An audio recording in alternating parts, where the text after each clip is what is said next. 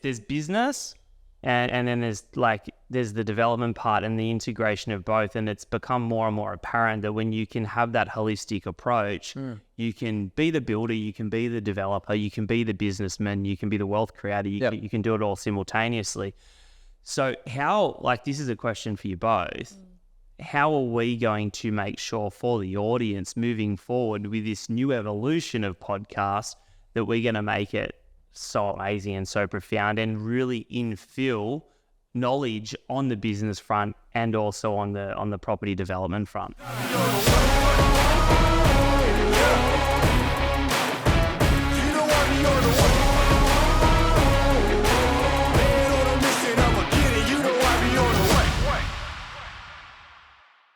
We're back. You would have thought. We're back, and we've got a new member over the other side of the table. Do you want to introduce her, or do you want to introduce yourself? Thanks. Yes, I'm Lisa, obviously, CEO of Strategic Advisory and the Elite Builder. Stoked to be here. Good to have you here, Lisa. Thanks. We're happy to have you. Very happy. It's important. We've had a little break. We're back. We're really excited to bring the heat now on the Business of Developing podcast. And there is a mass reason that Lisa is joining us today. Not just Lisa, you run the business, Strategic Advisory, Elite Builder and other products. But you have a lot of business experience, which is amazing that you're here. And the business of developing isn't taking a different direction. It's just kind of tweaking a little bit. Okay. Justin and my relationship has always been business and growing his very, very successful business. And it's also been part developing wealth, property, and the success of that. Yep. And over the time that we've worked together, we've realized together that it's not about being a builder or being a developer. It's about having an integrative model where you are a successful builder, you are a successful businessman, you're also super successful in property developing, and it creates an integrated model that's premised on entrepreneurship, wealth, property, etc., etc.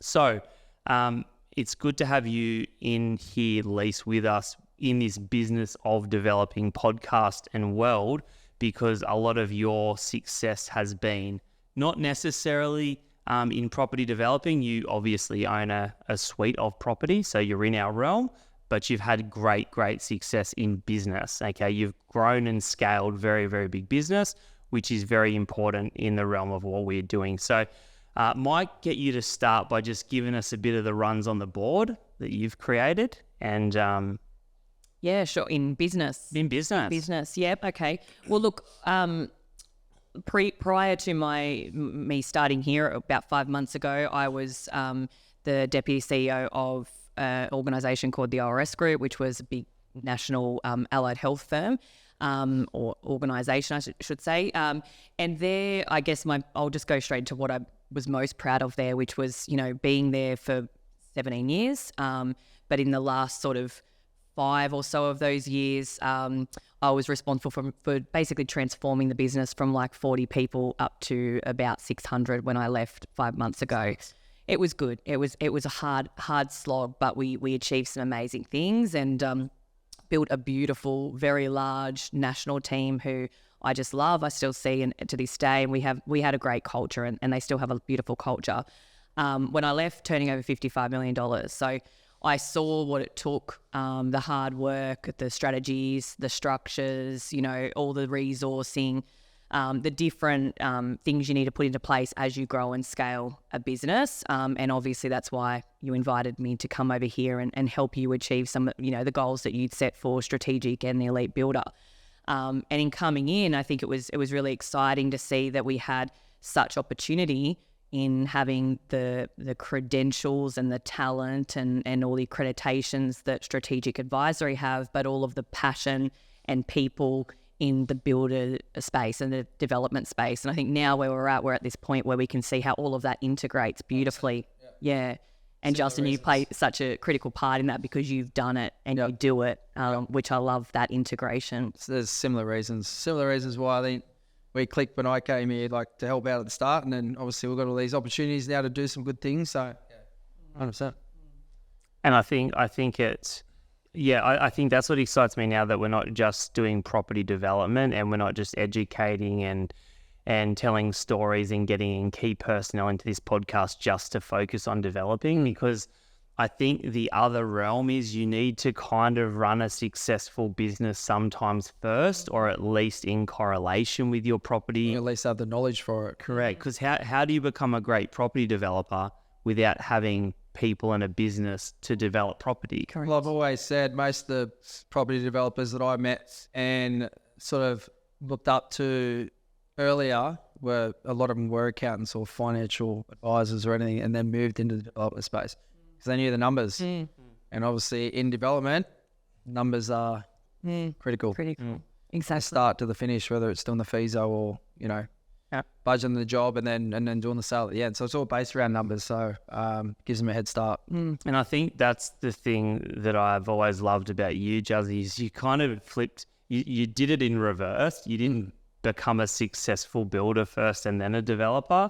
You went and earned really good coin, became a successful property developer, and sort of grew your business. Always liked building, but I thought it would just be a good arm, another string to the bow, obviously being able to build your own developments and have more control over it. So it was more about that. But yeah, it was developments first. And to be honest, numbers has always been one of my better points as well. Like even just leaving school, I preferred maths over English or anything like that. So numbers is always, I'd like me numbers. So I guess that's helped. And yeah, just doing the development. I think doing the development first was good, to be honest. It usually won't happen that way, but I was doing it. I was still in building, but I didn't need the ticket and I didn't need the business at the time. So I was just doing it for other people and then doing the developments on the side.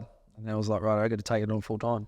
Yeah, and the more and more in our space we're working with successful builders, we're realizing that they're held hostage to their building businesses, and that we're needing to help advise, coach them into a new model, which was your first model. But then I think knowing your journey and loving being a part of it, I'm seeing that you're also now focusing on growing a successful building business and getting bigger and bigger, and seeing that they complement one another. Oh, 100%. Yeah. Even just changing the strategies of everything now is, the recent project we just quoted just before. So changing the strategy and sticking with it, I think is the hardest part. Like I'm being pretty strict on that end now, and it's hard to walk away from $3 or $4 million jobs. But I think if it's not on your terms, you're just going to stay on it. Otherwise you keep falling back to the old regular ways that you were doing before. So 100% agree. And just for context on that lease, just so you know where we're at, I always like being devil's advocate with Juzzy and go, no, you're better than this, because he is. He's got a beautiful big brand that does these luxury developments. And I think when he goes into the client space, which he still loves and is fulfilled by, I say, you know how good you are, and you know what your boundaries need to be. And I think this is a prime example of, on the business front and you working with particular star style clientele, when you say only yes to what you want to say yes to and no to what you don't, that's a business element really. Correct. That then has an impact and a flow-on effect to your own projects and products, and they simultaneously affect one another. Well, it's hard to stick to. I think you got to do a couple of things. Like I said, right, I'm not going to do any jobs less than this now. I'm not going to do anything less than this margin now. And then all of a sudden, and the building industry is, I don't know if you've realised, but it is starting to slow off. It is starting to taper off. Our end's not too bad, but in the last week, what I've heard from suppliers and everything like that, it is starting to taper off a fair bit. So I guess a bit of control for the builders end will be the same. So when you, at the same time, but when you hear it tapering off and then you got a job here and it's not on your terms, it's pretty hard to say, like it's a $4 million job. It's hard to say no to, but... Yep. But this is why you need, and this exactly, you have to, and you need the people in your corner to hold you accountable, to bounce off, to say, what do you think? Help me. So those limiting beliefs don't 100%. become the reality. And that's the beauty of the programs we run, right? Where we can bounce between, we'll help you in your building business because that's where you're at. That's what's important. That's what you need. You're struggling here. We'll help you. We've got the right people. Exactly. Now you're ready to develop. That's where you're at. We're going to hold you accountable and help you because we've got the right people. 100%. You need to be able to bounce between. You do, and that's what you get. That's what we get to have here. We get to bounce through each other and get different ideas. But even like what I said to you, like I'm like looking at him going, right, $4 million, 10%, if you're lucky, 16 months because it's a tricky site. stuff. I'm just going to go try and buy another one and do my own one. Knock it over in 6 months, or just do a bit of a mini one that'll probably get you twice as much. So, but it's still hard. It was a hard one. The last 2 days I was thinking, I'm doing the right thing. But you just go, stuff it. To be fair, like I take my hat off to you to do that, because it's Courage. Easy for me. It's easy Courage, for me exactly. To This is his life. and sit here and go, Juzzy, don't do it. You're better than this. Like, you're brave. And I'm like, but I'm not the one. I'm here for me $50. And he's sitting going, I'll still be here, don't worry about that. So, but yeah, I just think there's going to be better opportunities that you want, and I guess when it comes to that point, you see the reasons why maybe it's not happening. It might be not the ride you want to take anyway. It probably won't eventuate the way you want it to. So I think in 15 months is a pretty long time. I think there'll be better opportunities anyway. But yeah, I've just you got to stick to your guns now. There's such a fine line though between following your gut versus letting the limiting beliefs come in and tell you not to do it. So like, how do you work that part out? Yeah. No, it's tricky, but like I said, we'll see where we're sitting in 15 months.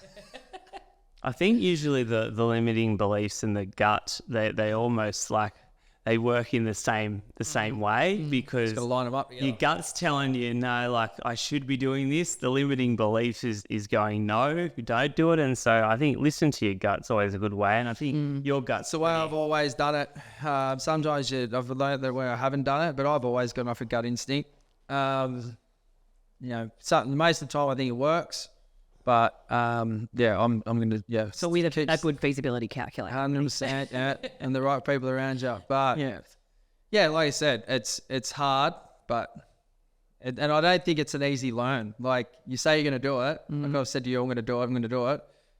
But it takes longer to actually start to do it. And then I guess when you're in that mode and you're saying this is what I'm doing, well, it's different. But I think it takes a bit of a turn to get used to. You just think there's opportunities going, but you got to realize there's more. Yeah, there's mass uncomfortability on both the business and the developing side, because what and we'll get back on track in a second, but what we see is on the business front, those guys that are running successful building businesses, it is super, super uncomfortable to start doing their own product, even though they're conscious of the ROI, because a lot of them do feesos for clients, right? So their discomfort is like trying to move to a new model. And then, there's always that discomfort of as well trying to charge bigger prices in your building business, or build a team, or take on PAs, or take on general managers or CEOs. You'll find now as well is because everyone will hear that the building industry is starting to die off a little bit, then clients will use that towards their advantage. That's where you got to stick flat to your word, because that's where they will go, oh, but hold on a minute, have you got much work, and that's going to be the hardest time to say no, but you got to back your ability and have faith in your product, and you do be with the people that want to use you for you. Yes. And not just get what they want done at a price that they want, whether the builder makes the end of the job or not. That's what they're going to realize, you want them to be there at the end of the job as well. Yeah. So with, like, it's funny, when we created the business of developing, like, I liked the brand. But we went through a few names. We went through a few. I was going to call it I don't even know what we're going to call it, but some funny things. Business of developing now, I feel like it was meant to be called that. Yep. Because it's all kind of aligned. It's branding out a few different things. Yeah. There's business, and then there's the development part and the integration of both. And it's become more and more apparent that when you can have that holistic approach, you can be the builder, you can be the developer, you can be the businessman, you can be the wealth creator, you can do it all simultaneously. So this is a question for you both. How are we going to make sure for the audience moving forward with this new evolution of podcasts that we're going to make it so amazing and so profound, and really infill knowledge on the business front and also on the property development front? Look, I think for me, the biggest takeaway, whether it was from our event or it's been the recent Elite Builder sessions and having coaches in there like Justin, I think it's been about having credibility in everything that we do, rather than just like you or I could sit here and do a podcast, or we could run Elite Builder and do that, or you could do it on your own. But we knew that there was credibility lacking. And so what our goal is to keep making sure that we are talking about real strategies, real topics by people that have done it and are experienced in talking about it. and then making sure that people can take something away that's real that they can apply. And that's what we do in our programs as well. So for me, it's all about making sure we're not just talking about concepts and mindset and stuff like that. We're giving real strategies. Yeah, great. And I guess moving forward, as the audience grows and grows and grows, I guess given what the audience wants as well, maybe they can send some stuff in of what they want to learn about or what they would like to hear more about on different topics. And I guess at the end of the day, we're doing it for them, and ourselves. But definitely get the topics right and know what we're heading towards and what we're going to talk about, and I guess research it. Or if you don't know it, get someone in that knows it even better than you, and Exactly. then we pick their brain out of it. Yeah. And I think again, the beauty is alternating between the business topics and the business elements, and then also the development elements of the building, and how they both integrate as well, which is what we do in Elite Builder, which we're fortunate enough to have you as a coach in now as well for those other guys. So we're not just giving them development concepts and strategies. Some of them aren't ready for that. Yeah. So we're working on the business side so we can get the business growing and evolving better to give them more development opportunity. Well, that's what is enticing about the Elite Builder ends. Now, you got two of us builders, developer, finance, business. So like I said to Ryan, I've had a couple of people call up now that they know that there's builders involved in it and that are coaching, and they're, asking if they do one-on-ones and all this sort of stuff. So I think that they're seeing that they're going to get more value at it because you've got a full broad spectrum of everyone's got a bit of knowledge on each individual topic instead of, say, one person trying to talk about everything. Yeah. I guess the same thing comes back to credibility. You know that, I guess what the answers you're going to get are going to be true, and they've been through it and they've done it. I'm the same. I wouldn't want to listen to someone who hasn't been there and done it. Yeah. And they're not going to talk to me about accounting. They're going to talk to you. So, and we're all learning off each other as well. Exactly. So I think it's going to be a good journey. And we've got a good team already. Like we've got a pretty solid team. We've got yourself, we've got myself, we've got Lise, we've got James, we've got Chandel, and we'll keep boarding. Matt Sharpie's like unreal in terms of what he does. We've got a good ticking all the boxes, especially in regards to development of business. There's not really much else, and anything else that we need that's involved in it, such as consultants, we can bring in and chat to them about. Yeah, I think it pretty much covers all the bases. Yeah. And as you were saying before, Lisa, this podcast can sort of follow and connect in with it, and I think we'll come up with some cool stuff. Yeah, I couldn't agree more, and I'm excited because we don't just have a suite, but we have a suite of the most impactful components of business and developing, which is what's really exciting. It'd be different if we had like marketing and IT and someone else, which isn't contextually a fit. No. But like I said, I'm the gunner developing. You're an accountant, like really good accountant. Best. Maybe numbers. But like we spoke about before, I think the other beauty is having, like we do have this suite of topics that we're going to run, and we're going to do a monthly theme, which is like, this month is about tracking your financials and budgeting, and we break it into... We've got Lisa in now, so we're not just going off a whim. No, I plan ahead amazingly, These podcasts will be happening every day in a minute. Yeah, fully organised schedule. We had this funny... Exactly what we're talking about.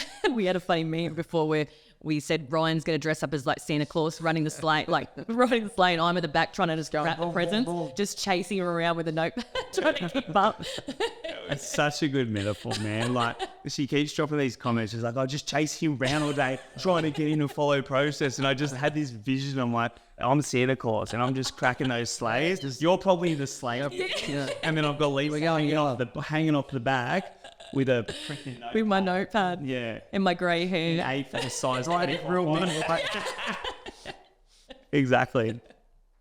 All right. So we're going pretty good for time, if I'm correct.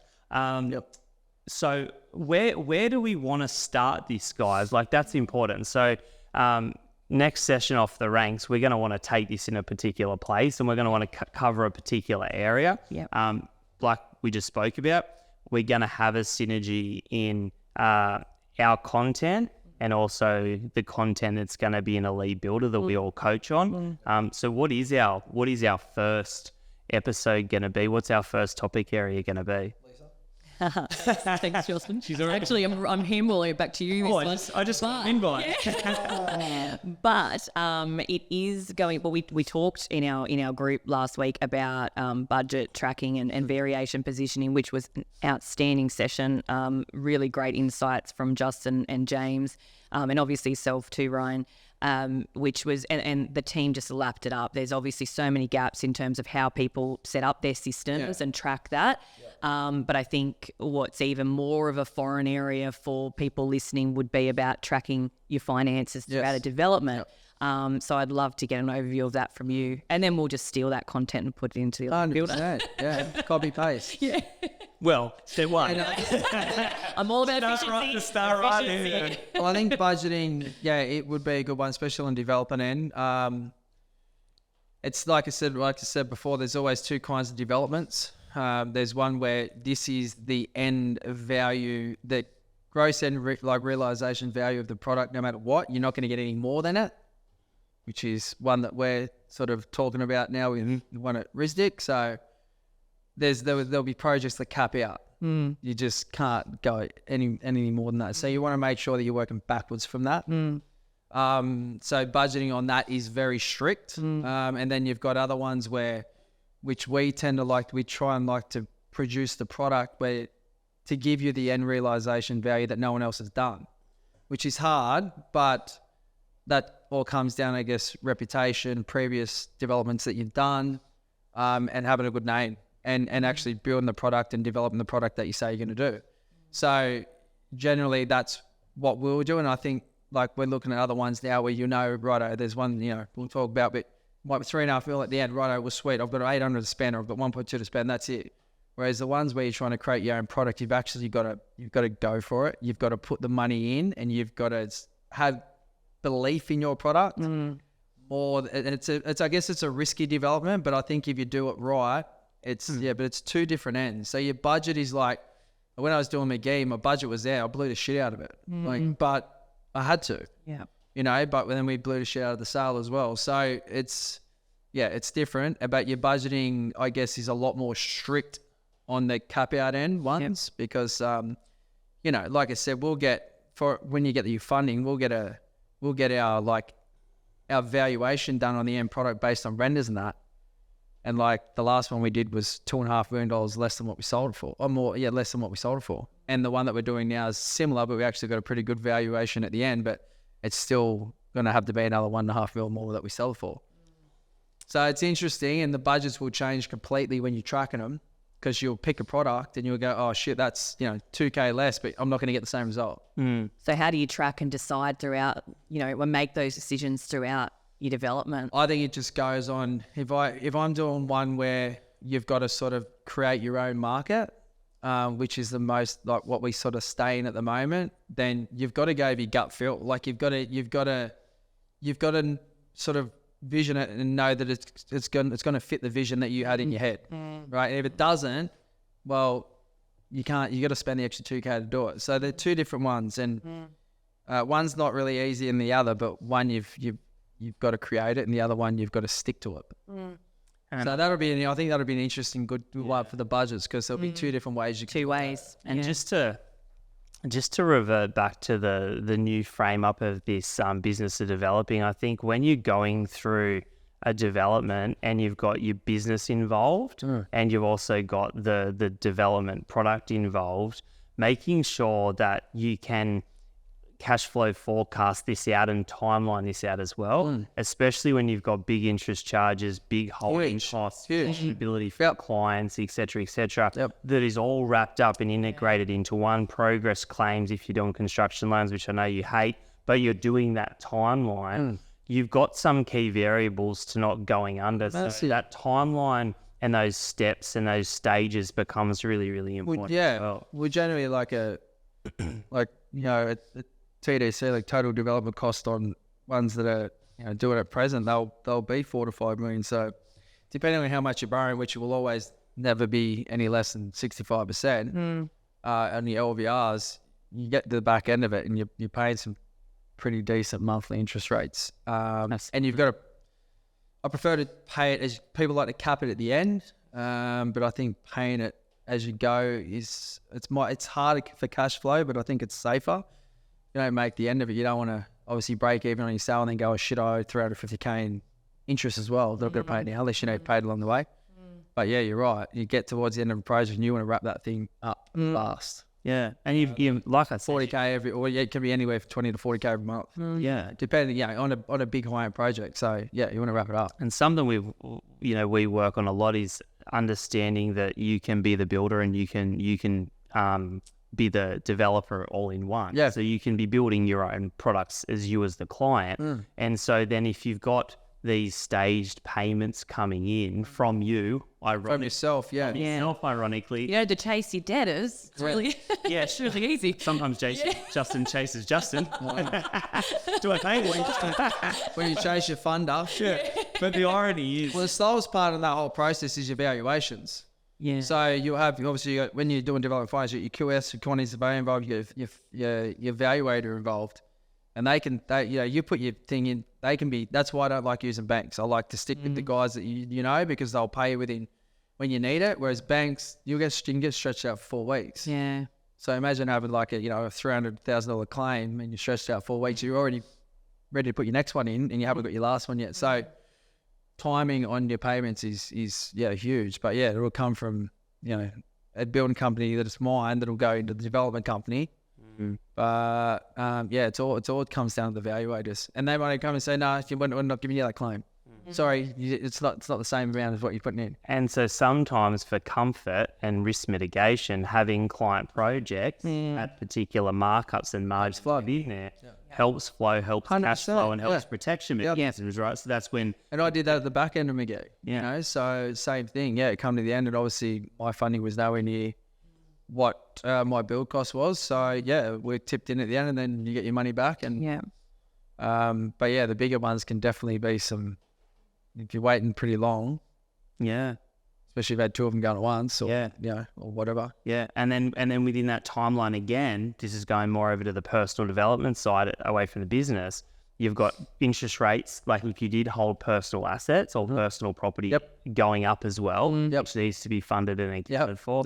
And then you've got sale of products happening at different times as well to help fund cash flow. Yeah. So having this cash flow forecast over it, whatever it is, to give you that guide is important. That's why I always like to leave like your home loan offset account is like your last Resort. thing, So, whatever you got in there, you tuck that away, and then you come in the development, you go, right, if I need that, well, I've got it there. Yeah. But that's sort of what I leave as your last sort of resort if something's late or whatever. Yeah, pretty much a contingency on the end of it, which generally you really want to be having 10% there. So, So like, I'm interested for like a first time or second time developer that isn't doesn't want to take all those risks. Who would be the key people you would have in your corner, and then what would be those little strategies you would say they need to do to keep it as safe as possible? Yeah, well, I guess it's the same as like when I started out, we spoke about this, and you're still doing it the same way at the moment. It's like, I think it's easy just to go in and because when you look at interest rates, if you're talking about a bank rate and you're talking about a low doc rate, it might be 1.5 or 2% over 12 months. It's not that much. Yeah. If you're going to keep the property for long term as investment, it is. But so I believe just having a couple of low doc lenders in there that you can go and just go get your home loan done, stock standard, normal, but on a bit of a higher rate, interest only, of course. So you can cover your repayments, and then it comes down to time, like especially on those little ones. And then generally, when I started, I'd get the low doc loan for the home, and I'd fund the build. So I wouldn't have. I've never still today done construction finance because I know how tricky sometimes they can be. But if you're going in and you've got the capital, whether it's in a building business or whether it's just in your offset home loan, or if you've got savings, I think it's best just go and put the deposit down. If you go and do like say $300,000 rental or something, go in there if you can do it, buy the property on a low doc loan, put your own cash injection in. Because what happens, you'll get to a point, and if you go over and say you need 400, if you've only got a completed product, we all know you can go in and get the house reevaluated, right? And they'll generally, if you've done it right, they'll sling you the extra 100. Yeah. So I feel that that's the best way to do them ones, because if you're borrowing on that end and then borrowing on that end, and I guess if you're not in the situation where you can fulfill it, if something goes wrong, I think that you're putting yourself into a bit of a Yeah. Oh, you got to make sure you can be able to fill it. But Yeah. if you can fund it, I think you should be able to fund 40% of it yourself somehow. And that can be a mix. So deposit down 20%. And then obviously if you can fund your $200,000 or $300,000 reno, you know, you're always going to be a bit in front. So you've got to sell it on a quickly to get your money back. You're going to get your money back. But I think anything over that, you might be going in a bit too hard. Yeah, and I think there's two important points there. Point one is a client called me the other day with the construction loan problem because they changed the agreement, and so it was based on that that certain valuation, and then the bank have just changed it and flicked the script on it because they said once the demolishment of the property happened, the value of the land changed, and so the amount they were willing to give out for construction was actually half. Yes. So they change. And well, their rates have changed that because they're based on serviceability on different. Plus that. But then the other thing you just mentioned, which is really important, is you've got this timeline. You've got to stay kind of on budget and on track, and you've got to be mindful of holding costs, and you've got to have a suite of client to own developments for cash flow purposes. But then you also, at the other end, like you said, you need to factor in how to sell this in a timely manner, not get it finished and go, I'm going to go start contacting sales agents or buyers agents or whatever else, and then wait 6 months. Well, we're putting a marketing thing together now. We don't want to sell brush or anything now, but we're putting together a marketing campaign for VIP people in McGrath. So that'll go out in a couple of weeks, but it's just going to be a nice little beautiful brochure. It's only going to a few people. It's not going to be live. Get some bites and see what happens. But yeah, like it's the same thing. We've sold every single one before the end. I'm hoping this one we're going to keep at the end. I think it'll blow people away when it's all furnished, everything like that. But I guess you get people that come on and pay the right price to start to say no, and it gives you that comfort that you're right, you're good. You can sort of, and if you can release some funds, you can go look for another one. Yeah. You said something really important in our feasibility session when we're talking about having that end buyer in mind before you even design it or even buy the land almost sometimes. So you have these agents that you are very, we did it with. I might even speak for him. Just okay. I'll tell the story because you do everything Lisa's saying. You definitely do. Yep. I'll tell the story because it's good for credibility purposes for you. I've got a design right for a place in Wombrall. Gave it to Justin and it's beautifully designed. Yeah, but he did exactly that. He's gone to the real estate. Has been who he's been liaising with to go, you need to include that. That will work better. This isn't right. That's structured better. Working amazingly with it. So I knew what it needed, but I wanted to make sure that it was right. Was verified. Yeah. By the credible people. 100%. Yeah. They're the ones that know that. That's right. The buyers. As I've always said, you want to be attacking at least 70 to 80% of the market. Yeah. And if you have a double story home, you chop it in half straight away. People don't think so, but you chop it in half straight away. Little things like that. So we changed and reconfigured it with the taking out the Euro laundry and making it a proper laundry, and making the bigger bathroom and walk-in robes. They're just important. But yeah, we'll always know. We'll design it. We'll find the block, and we know we can do something cool there. And then the design comes down to right, who are we designing this for, and who are we going to sell it to? Yeah. And then you've got people like Matt and Trev and Jordan and that who they'll have their database. So we already know that's like this little pre-sequel that we're going to send out to these VIP people. We know that they've got the money and they're interested in this. So they might only go to 10 people, but it's better than sending out to 1 million people. Exactly. And look at it. And beautiful system. Yeah. If you're planning, he's well planned, right? He's planning system. If you're got the concepts and the renders drawn up now that you're putting out to the database, how long until actual completion of this project? It's still like what, 6 months away? No, 12 months away. Like that's planning, because guy that I spoke to the other day, he's like, I'm not far off lockup, and then I'm doing the other bits and pieces. So a couple of months, I'm like, get onto that now. You need to have the confidence and mental. We're waiting for DO. We've already spent 50,000 just sitting there. So you don't want to do that and then do it on the end as well. So yeah, they get people. We'll get people enticed. We'll get people like ready. We've already had people go there already. That we're willing to do it there and then. But we're just going to get moving forward a little bit. And I personally believe that once it goes to these people, you might have a couple that are ready to go and it suits their timeline, all that sort of stuff, and then you start talking to them. Yeah. So They become very invested in it, I imagine. Exactly. When they see it and they love it and they get to know you and they know what your work you've done and they become really, like, really want it. and I believe you've got to be part of it. Like, if we'll always interact with the clients or potential buyers. We won't just go, Matt, you do them. I've got to meet them all the time. And I think it's important. Yeah. I probably would want to. Someone's building me at home. Yeah. That I'm spending all this money on. I want to know who's doing it. So, And even James, who's in Elite Builder, me and him had this conversation a while back, and it was around like to go through the process, to go through the town planning, the designers, and all the other fun stuff, and DA, and you name it, and to kind of get to the end, and all the emotions and all the rest of finance, you name it. that's why half the people don't buy it and do it. Exactly. And the thing is that if you can have all the preliminary work done, if you can have all the DA approved, if you can have construction commenced, and then you can give them renders, and they know that 6 months, 12 months, my family's in without any of that headache. Like, that is a very, very motivating sell for the client, and you don't have to pay them, or you don't have to lose your margin to them. Yeah, exactly. So, yeah, a lot of people just don't even want the headache. Like, I've seen blocks of land that work, and people will go to buy it, and then once they realise, especially with council up here, once they realise how long they've got to go through it, it'll be 12 months before they even start building. Yeah. So they know that they're in for a 2 or 3 year process, and they just can't be bothered. And they got their own professional lives. So at the development end, they can come and just get it all done for them. Get the product they want. And we're the most impatient country in the world. So You're the most impatient person in the world. yeah, that's why we started in November. We're starting as fast. Justin's like, I can't do this over Christmas for you, man. I'm like, are we right? Now it's starting in November, but Sorry, mate. that's all right. That's good. I was just trying to keep the speed up on the project for you. Yeah, just Over Christmas can be quite not the best for building, but we'll make it work. Those holding costs and interest are quite high as well. So we might need to even find a way to expedite how quickly it is to completion. But that's a whole topic for another day. All right, we're going great for time. So that was great. I'm excited. I'm extra excited. It's good to be back. Yeah, it's great to be back. Good to have Lisa.